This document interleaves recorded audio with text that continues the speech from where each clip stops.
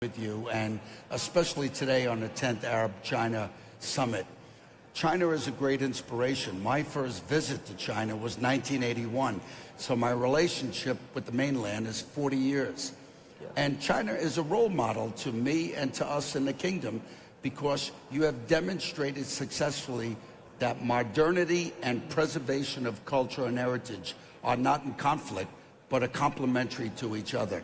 So you're a great role model to us. Now, with these Giga projects that you hear, this is a very young nation as well. 70% of our population is under 35. So what we're doing now is we're taking, especially Diriyah, which I have the great honor of being the CEO of, we have 300 years of culture and heritage. It's the birthplace of the kingdom. It's the ancestral home of Al Saud. So we want to preserve that, but we want the world to come and see. And we just opened the kingdom to tourism in September of 2019. So the Kingdom of Saudi Arabia is a very large country. So in order to have tourism and to attract 100 million visits, we have to have these strategic projects in our different provinces. But Diriyah is very special. We say there's only one Diriyah because it's the birthplace of the kingdom in the mother city, the G20 city of Riyadh. But speaking of Diriyah gate development, or Diriyah in general, it's not just a touristy development, isn't it? I mean, the roots in culture will bring new vitality to Riyadh. And of course, a part of the vision of 2030 for the kingdom to really progress, to reach modernity. I visited Jazan, southwest of Saudi Arabia the past week, and it wowed me how much effort the locals wants to go through all the challenges to really make things happen. But why go through all these challenges for such large investment or such large scale developing? Yeah, you see, everything, first of all, we have to give great praise to the custodian of the two holy mosques, King Salman, our king. Because if it wasn't for him, a lot of people outside the kingdom don't realize that he's probably one of the most accomplished historians in the world, and certainly the leading historian in the kingdom. So his devotion to the birthplace, Diriyah, allowed us to become a UNESCO World Heritage Site in 2010. Now, with our dynamic visionary Crown Prince, with him, tourism is a factor, but it's not the lead factor. The lead factor is, what is quality of life for my communities? So Diriyah as a community is a very large community, but we have the UNESCO World Heritage Site. So now, because it's the birthplace of the kingdom, and it's the home of Al Saud and the UNESCO World Heritage Site, we are building concentric master plans around it to have 100,000 people live, study, work, pray, recreate, visit. Now, the beautiful thing about that is because we're doing it in the ancient typology, we're making 180 million mud bricks by hand, the way it was done 300 years ago. So when people come to the Kingdom of Saudi Arabia now, 100 million visits by 2030. Where did the kingdom start? Where is the house of Al Saud? So now you'll come, you'll see 38 new hotels, you'll see 9 fabulous new museums, hundreds of restaurants, 500 shops, 500 tech companies, 100 media companies, 50 entertainment companies, all in the birthplace of the kingdom. And that's just Riyadh. Now, we have Mecca, the holy city of Mecca, the holy city of Medina. We have 52% of the beautiful Red Sea. We have lush palm groves and gardens and 6 UNESCO World Heritage Sites. So there's so much to do in Saudi Arabia. But the principal driver of the kingdom and the Crown Prince is quality of life for all Saudis first, and then for those who come and visit us. But to achieve, for example, you mentioned quality of life, all these Giga projects, we need skilled workers, professionals, or talents. How to attract them here, or how to train them, or through some of the projects? Yes, this is very important, because if you look at the brilliant success of a lot of the Chinese cities, And even if you look at Singapore, what Singapore was able to accomplish in 60 years, what the Emiratis in many ways accomplished from a tourism point of view in 30 years. Yes. We hope to accomplish that in 15 years. Now, we're very fortunate because our young population is highly educated, very positive, very optimistic about the future. All the Saudis that were educated abroad for the last 20, 30 years, they're all coming home because they believe very much in their future. They believe very much in the Crown Prince's vision. They believe very much in 2030. So we have the managerial talent. Now, to your point, we have to train over 1 million people in the tourism and hospitality segment. But the Crown Prince is very, very big. After quality of life, are my people happy? Are my people healthy? Yes. Do they feel good, self-esteem? We have that. Yeah. But you have to educate everybody now, and you have to educate the workforces. Now, in Diriyah, a $60 billion, 14 million square meter development, we're using all Saudi contractors, all Saudi designers, developers. But there's so much work to be done in the kingdom now. I'm dealing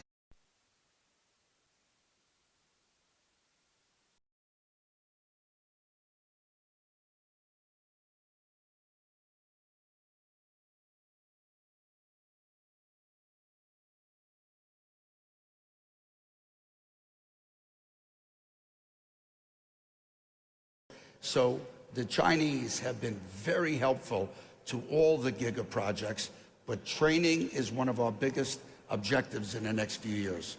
But again, what I can see is like more Chinese travelers are visiting this part of the world, especially Saudi Arabia, and along with a lot of other countries in the Arab world. I posted a photo out of my hotel window, and there were people on Facebook, and there were people commenting that they've seen more and more travelers visiting Saudi Arabia. But for now, do you think more tourists or more like investors at the moment from China? Well, you know, China, I've been going to China, as you know, for 40 years. I've probably been to China 50 times. But China is one of those rare countries, no matter how much time you spend, you will only know the tip of the iceberg. Yes. So there's two ways. First of all, Chinese investment is global now. The leadership of China has been very inspired, very global, and has a very big presence in Arabia and certainly in Saudi Arabia. We're grateful for that, and what we're going to accomplish in the next 10 to 20 years is going to be amazing. So there's a lot of opportunity to work together, as our leadership has said this morning. However, when you look at Chinese tourism, the Chinese are very unique tourists because they're raised in one of the richest, not money, in one of the richest cultural countries in the world. You look at Chinese cuisine, Chinese music, Chinese dance, Chinese literature, Chinese calligraphy. It's a spectacularly rich country. So Chinese tourists want to see what's unique, want to see what's different. And that's why I think the kingdom will be very appealing to the Chinese market as they travel. Again, earlier we showed the Diriyah Gate development, a little bit clip of it. It's definitely beautiful. It looks mysterious. Actually, this part of the world has always been mysterious to Chinese travelers, Chinese people. And again, speaking of other Giga projects happening right now in Saudi Arabia, for example, Neom is a... this morning I checked on YouTube, the line construction, the concept video generated over 10 million views on YouTube alone, and it was viral in China as well. I was wowed by the line construction. I know is now, the construction has started as well. So how can social media somehow also play a role in this to kind of promote Saudi culture to China, vice versa, let more people here in Saudi Arabia know about China? Yes, this is a very important point, and I'll talk about NEOM in a moment, because I think it's one of the most brilliant projects ever conceived. And this will be particularly fascinating for the Chinese, especially the Chinese youth, because the Chinese youth love going bold. Yes. You know, if you look at the growth of Chinese cities in the last 20 years, my travels to Shanghai 30 years ago, you go to Shanghai now, it's unrecognizable. Yeah. Now, you kept the culture. You kept all that was great about Shanghai, but yet it's one of the great metropolises of the world. This will soon be true of Riyadh. Now, when you talk about social media, this is powerful because sometimes countries, when they're not open to tourism, look at Chinese tourism in the last 40 years, but we only opened up the kingdom to tourism in September of 2019. Now, we used electronic visas, and from September 2019 to March of 2020, till we had to shut the kingdom to protect its society for COVID, we were doing 55,000 visas a week. Wow. So there's great interest in Arabia. But here's why social media is great. Prior to opening up the kingdom, if you said to most people, does it snow in Saudi Arabia? No, Saudi Arabia is just deserts. Yeah. Well, it snows in Saudi Arabia. Well, do you know that you've got lush green valleys, little baby Switzerlands in Saudi Arabia? No. Do you know that Saudi Arabia has 52% of the Red Sea? No. Do you know that Saudi Arabia has the single most palm grove in the world? No.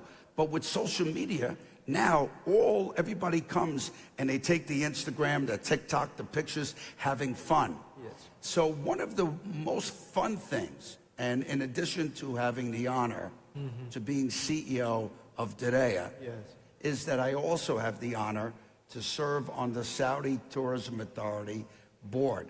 Yeah. And what we find out is that when people leave, the two things we hear from everybody, we had no idea the warmth, the generosity, and the great welcome from all the Saudi people. We had no idea. Yeah. We had the best time, and we had so much to do in the kingdom, we had no idea. We thought when we came here, it was deserts and camels, but it's so much more to that. That's the power of tourism, and that's the power of social media. And again, versus like right now in today's world, even for Saudi Arabia, it's expanding globally. So regionalization versus globalization is not just a touristy hub for like attract more Chinese travelers, but perhaps in the future a regional or global tourism market. So what's the future ahead, the potential for Saudi Arabia's growth in Giga projects as well as in tourism that can somewhat stimulate the region's development? Yeah, when you say regional and then global, yes, might I add another element? Local. Yeah. Because Saudi Arabia was one of the only countries. Now, granted, we're not starting, our GDP from tourism is 3%, heading towards 4%, but we'll go to 10% of GDP by 2030. But something very unique happened during the 2 years of COVID. We were one of the only countries in the world where our tourism spend went up in COVID, not down. And something beautiful happened during COVID, and that is all Saudis, a society of 32 million people, went and saw the country that they never traveled around. Because now the infrastructure is in. We learned from our brothers and sisters in China. Now our commitment to airports and tour operators and different regional micro businesses within the kingdom. So now local tourism, Saudis within Saudi Arabia, is a very important market. You know, we're finding it today. All the Saudis are so proud now because they say, wow, Diriyah is my birthplace. It's the source of my identity, my national pride. The Chinese are brilliant at that. So now we have a lot of Saudi tourism within Saudi Arabia. Then another thing. Saudi Arabians are some of the most prolific travelers. They're like the Chinese. Let's go and see. Saudi Arabians, like Chinese, are very curious, right? But now all of the Gulf states, United Arab Emirates, Oman, Kuwait, Bahrain, Qatar, all of them are coming to Saudi Arabia now. They couldn't previously. So we're seeing a lot of Gulf travel. Then we're seeing a lot of Arabic travel. So people would go to great places like Egypt and great places like Jordan. So now what we're seeing by activating Saudi Arabia, it's increasing the average length of stay in Arabia, which is good. And then the whole world will come. Diriyah since December, Yes. since we opened. We're a Giga project. We're Vision 2030. Yes. But the Crown Prince successfully delivered $2 billion of assets, functional assets, in 2022. We're a 2030 project. We've already welcomed 1 million guests through the UNESCO World Heritage Site of Tadeusz, our new Bajeti Terrace. Last night we had 3,000 people there. So we just finished 9 kilometers of parks. We've planted 6 million trees on sustainability and environmental protection. We just won for the 3rd year in a row platinum, pre-certified platinum status on leads. Yes. So local tourism, a renaissance. Regional tourism, a renaissance. Attraction to Arabia as a whole, and now global tourism coming in. So as you can tell, we're very excited. As you have mentioned about the progress for the Vision 2030 to really come to reality, actually is on track and is even faster than many things planned. And I found it quite interesting, and I've been wowed by the progress for it. I've been talking to some of local Saudi friends in more remote areas where they see for villages or for smaller towns, they build houses from sea reclamation or whatnot. But again, for infrastructure, it's still Vision 2030, or for a lot of Giga projects here in Saudi Arabia, it still looks very ambitious to the world. So how important is to bring international investors here to join this, to make sure the vision can be realized? Well, you know, I will say something quite affectionately, and that is that our beloved Crown Prince Mohammed bin Salman, our Prime Minister, he works an 80-hour week. Now, the Chinese are legendary for work ethic. If you saw his work ethic, so that means we all work 81, 91-hour weeks, because if the boss works 80 hours, you work 90 hours. Yeah. He's very processed, very disciplined. He's a great visionary, but he knows how to execute the vision. But we have optimism. We have positivity. Everybody wants to see this happen. So now, all these Giga projects are being realized. Now, there are some people that come and say, can you achieve this vision? Well, come visit Diriyah, come visit the Red Sea, come visit historical Jeddah. All these things are happening now. You can see them right now. So that forebodes well for the future. Now, when the Chinese did the amazing job on the Olympics, one of the best jobs ever, there were some critics that said, well, you know, the Chinese are pretty good, but I don't know if they can pull off that Olympics. And you pulled off one of the best Olympics in the history of the Olympics. Work ethic, vision, commitment. Well, in this part, in Saudi Arabia now, we have all of that, and China has been a great inspiration to us.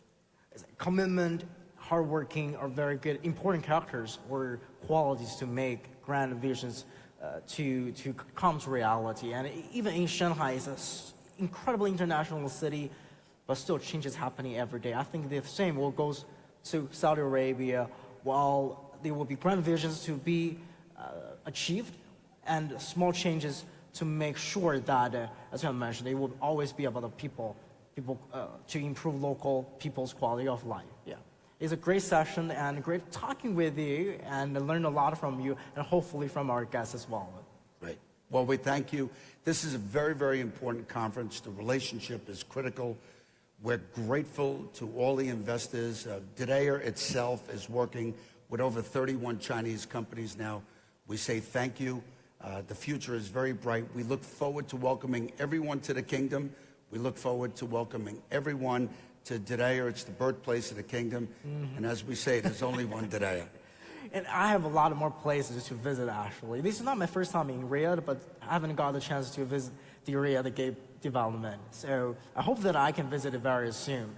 But then, sorry to drag on, but for infrastructure, I know subway system is in trial in Riyadh. But speaking of travel or transportation within city or even Giga projects, how important is it? Or the development of, for example, your development, and how it needs to be aligned with infrastructure? Yeah, this is very important. The metro system is not even in trial now. It's pretty much done. We're building 5 metro stations just in Diriyah. Now, the metro stations in Riyadh, and Riyadh as it goes from nearly 8 million people to 15 million people, 20 million people, will be a modern metropolis. In the middle is the mud city jewel of Diriyah. So our typography is different because we're gonna build it authentically. So even in the modernity of metro stations, they have to be underground. So we had to put them 45 meters underground. Yeah. Now, on quality of life issues, water, fiber optics, electric, sewerage, drainage, transportation systems, we core drilled. The Crown Prince gave us 36 months to core drill 8 million cubic meters of rock to put the infrastructural system below so everybody could come up and today it could be a walkable city. Again, quality of life. Can I walk out of my apartment and go to school? Can I walk out of my school and go to work? Can I go pray? Can I go recreate, right? All of that is walkable. Diriyah is a walkable city. As I mentioned, we will finish 9 kilometers of parks by this December. We will plant 50 million trees, bushes, and shrubs by 2030. We've already done 6. So what's very important is now we're working on all the interconnectivity with all sophisticated rail and all networks, electrical vehicles. Next year we'll start 150,000 with Lucent Motors, 150,000 electric cars a year to be produced in Saudi Arabia. Think about that. Right. Electric cars here in Saudi Arabia. Right. So infrastructure is important. The Crown Prince recently created the Royal Commission for Riyadh City. One of their principal mandates is how do you take the Giga projects in this new metropolis of Riyadh, looking at 2030, and what is the connectivity where there's very good quality of life and where people don't have to travel long distances to enjoy all the amenities that would enhance good quality of life. It will definitely serve the local people better, well, and then you will attract more people to visit Saudi Arabia, Riyadh or Diriyah, and that can, retain more skilled workers. It's just not just about investment, but people want to come here and to have a better life. I've had the honor of serving the kingdom for 5 years. The Crown Prince is our chairman. I have never attended one meeting with him, not one, where the benefit of his people, the benefit of quality of life is not what leads every single conversation. Our people have got to be happy. They've got to be healthy. They've got to be educated. They've got to be recreated. Because in the years to come, I want a very thriving society. I want people to be happy. Absolutely. Right? But then when people come from all over the world, the custodian of the 2 holy mosques, King Salman, and our Crown Prince, they did something very wonderful. They do a lot of wonderful things. But 2 years ago, they created a new federal holiday called Founding Day. Now, every September 23rd, this one, we'll celebrate 93 years of the unification with King Abdulaziz of Saudi Arabia. But they created a day to celebrate the 300-year history of Diriyah. In other words, we celebrate that 93, but we're more than the 93. We're 300. And then when we look at our brothers and sisters from China, and measured in the thousands of years, that's why you're such an inspiration to us. Great, and time runs up and time flies by fast. Great discussion, and again, to root in culture, to bridge modernity with the cultural heritage, and the Giga projects are very important. And of course, so for the Giga projects, I think it's not just about money, it's about investment, and hopefully the guests here and in the room, in the hall, can one day visit more often in China, and I hope that I think a lot of my friends are visiting Saudi Arabia for the time, from Chinese companies or international investments, and hopefully they're going to enjoy the days here, even though it's super hot out, but it's just as hot as lovely, people's characters here in Saudi Arabia. Well, there's a lot of investment opportunity at Diriyah. We welcome everybody to participate. Certainly now, all guests, especially from China, the Saudi Tourism Authority, our wonderful Ministry of Tourism, are working hard. There's a lot going on between China and the kingdom. I just want to say a very special thank you to everybody for coming to the kingdom. Everyone is most welcome, and we're grateful for the relationship. Great, thank you so much. And we're going to continue with more sessions, and I'll be back in this afternoon. Thank you. Thank you.